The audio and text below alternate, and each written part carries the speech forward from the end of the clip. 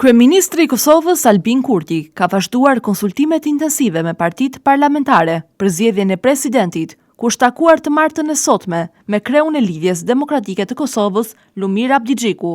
Takimi u zhvilluar në një atmosferë konstruktive, ndërsa Kurti theksoi se ende nuk ka një zgjidhje përfundimtare. Takimi shkoi në atmosferë konstruktive, mirë po kur ka diçka të re do t'ju njoftojmë. Ende nuk i kemi zgjidhjet, mirë po do t'ju njoftojmë së shpejti, tha ai mbas përfundimit të konsultimeve. Ky proces është pjesë e përpjekjeve të qeverisë për të garantuar zgjedhjen e presidentit brenda kuadrit ligjor dhe për të shmangur një krizë institucionale. Shefja e grupit parlamentar të Lëvizjes Vetëvendosje, Arbëria Gavci, foli gjithashtu për mediat, duke theksuar rëndësinë e arritjes së konsensusit nëpërmjet deputetëve. Ajo shprehu shpresën që të gjithë ligjvënësit do të kryejnë obligimin e tyre dhe do të qëndrojnë në sallë, duke kontribuar kështu për të shmangur një palë zgjedhje të reja, të cilat mund të krijonin pasiguri politike dhe institucionale në vend. Jemi në një moment ku duhet të kemi 80 vota në kuti.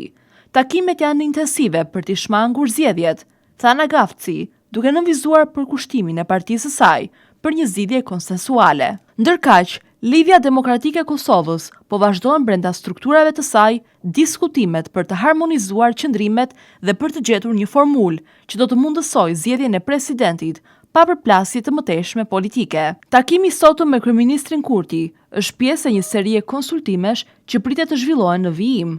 Analistët politik vlerësojnë se dialogu i hapur midis Lëvizjes Vetëvendosje dhe Lidhjes Demokratike të Kosovës mund të jetë vendimtar për stabilitetin e institucioneve dhe për shmangjen e zgjedhjeve të parakohshme, të cilat mund të rëndonin situatën politike dhe ekonomike në vend.